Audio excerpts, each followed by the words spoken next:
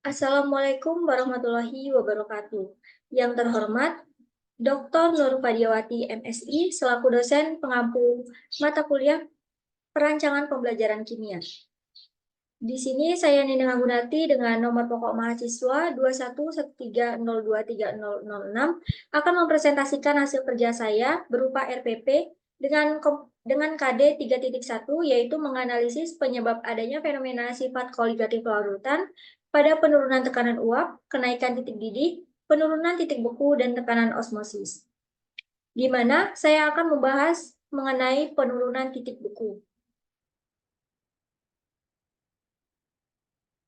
Baik, di sini ada modul ajar, di mana nama penyusunnya yaitu saya sendiri, Nina Gunarti, mata pelajaran kimia, fase F, kelas 12, jumlah peserta didik 35 orang, model pembelajaran tatap muka, alokasi waktu 2 kali 45 menit. Keragaman murid, yang pertama ada kesiapan. Peserta didik sudah mempelajari tentang penurunan tekanan uap, minat, belum dilakukan pendataan tentang minat peserta didik, profil belajar, belum dilakukan tes gaya belajar. Selanjutnya ada rencana. Yang pertama ada konten. Kontennya di sini menggunakan konten penurunan titik beku. Lalu prosesnya yaitu proses pembelajaran menggunakan model discovery learning. Produknya presentasi hasil pembelajaran berupa jawaban LKPD. Di mana kompetensi awalnya yaitu peserta didik sudah belajar mengenai sifat koligatif larutan, mengenai tekanan uap berdasarkan hukum Raoult. Profil pelajar Pancasila yang pertama yaitu beriman dan bertakwa kepada Tuhan Yang Maha Esa, berpikir kritis dan teliti, berperilaku jujur, disiplin, bertanggung jawab, santun, bekerja sama, dan aktif dalam berdiskusi.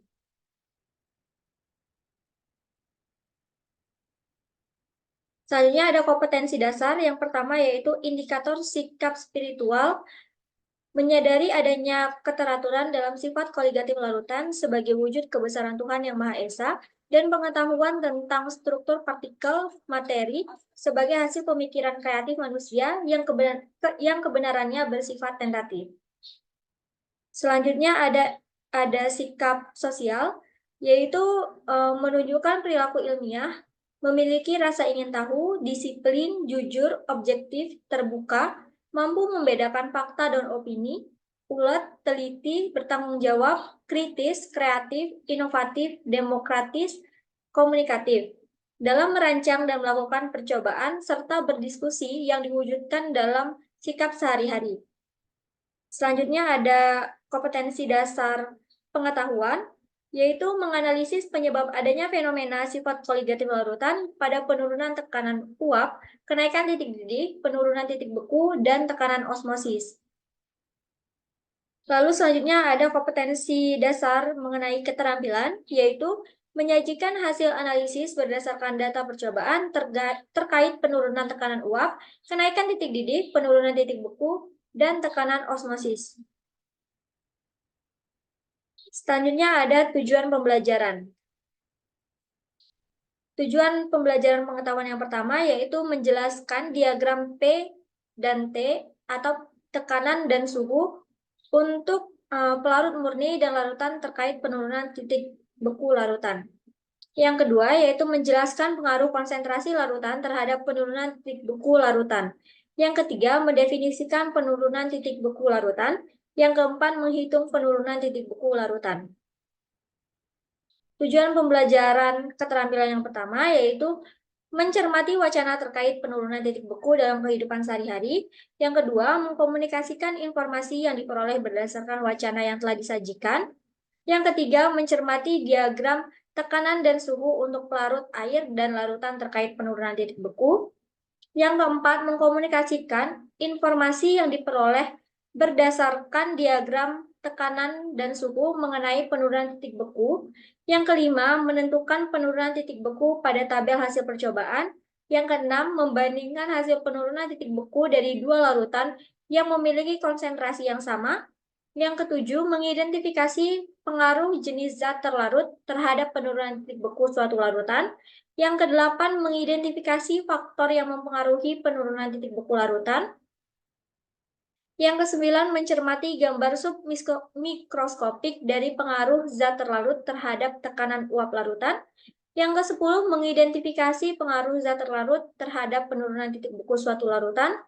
Yang ke-11, menentukan hubungan penurunan titik beku dengan konsentrasi zat pelarut dalam larutan. Yang ke-12, mengidentifikasi penyebab titik beku larutan lebih rendah dari titik beku pelarut murni. Yang ke-13, menentukan persamaan dari penurunan titik beku suatu larutan berdasarkan hubungan antara titik beku pelarut dan titik beku larutan. Yang ke-14, menyimpulkan definisi penurunan titik beku larutan. Yang ke-15, mencari informasi terkait nilai Kf untuk pelarut air. Yang ke-16, menuliskan rumus matematik dari penurunan titik beku larutan berdasarkan hubungan nilai delta Tf dengan molalitas dan Kf. Yang ke-17, menghitung penurunan titik beku larutan berdasarkan persamaan yang diperoleh.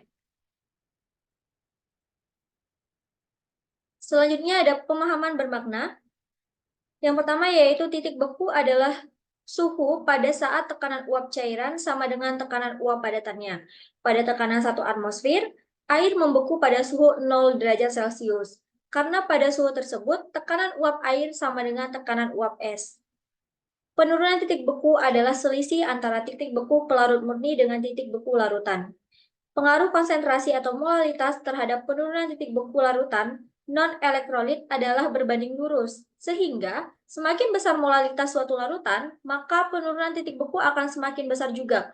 Persamaan dari penurunan titik beku dapat dituliskan sebagai berikut, yaitu delta TF sama dengan TF pelarut dikurang TF larutan. Selanjutnya, menurut hukum Rolle, besarnya penurunan titik beku larutan sebanding dengan hasil kali dari molalitas larutan atau M dengan penurunan titik beku molal atau KF. Oleh karena itu, penurunan titik beku dapat ditentukan dengan menggunakan rumus delta TF sama dengan KF dikali M, di mana delta TF sendiri yaitu penurunan titik beku, KF merupakan tetapan penurunan titik beku molal, dan M merupakan molalitas.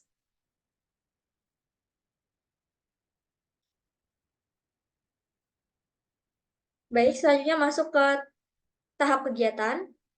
Pada pertemuan pertama, ada pendahuluan. Deskripsi kegiatannya yaitu guru menyampaikan cakupan materi pokok pada pembelajaran hari ini dengan durasi 10 menit. Kegiatan inti yang pertama ada stimulation.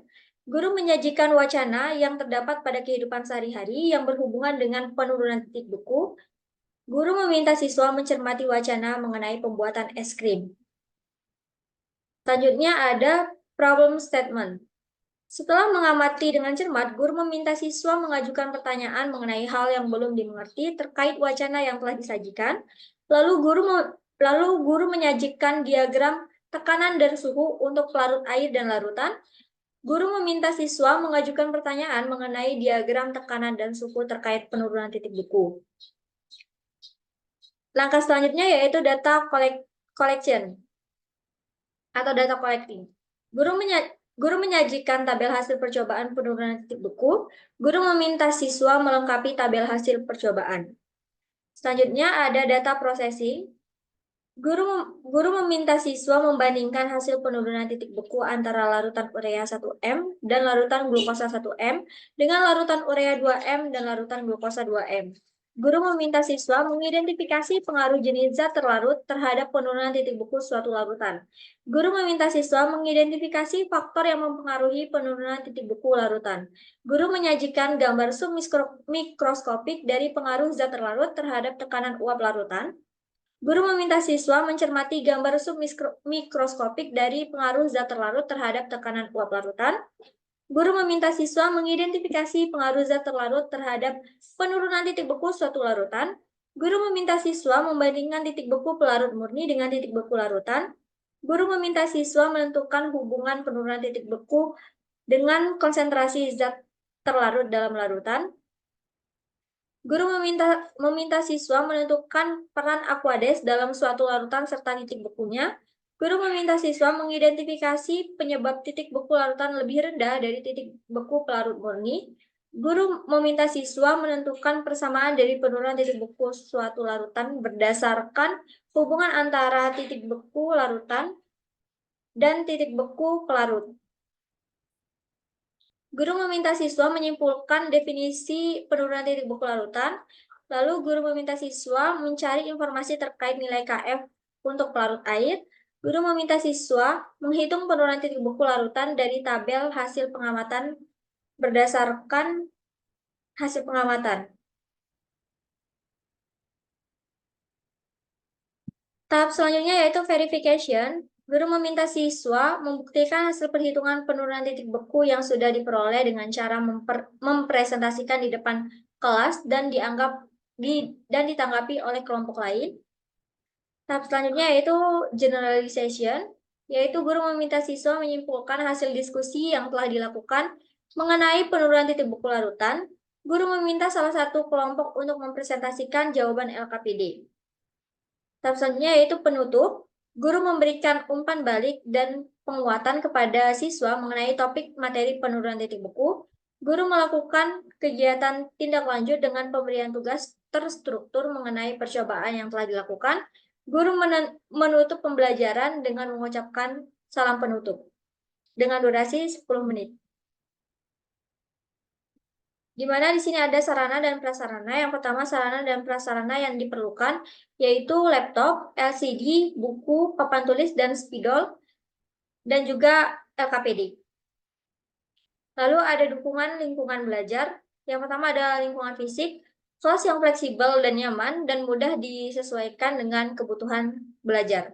Selanjutnya, suasana kelas yang aman dan nyaman.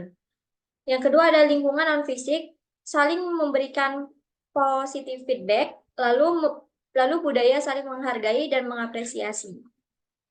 Baik, sekian presentasi saya mengenai rencana pelaksanaan pembelajaran. Kurang dan lebihnya saya mohon maaf, saya akhiri. Wassalamualaikum warahmatullahi wabarakatuh.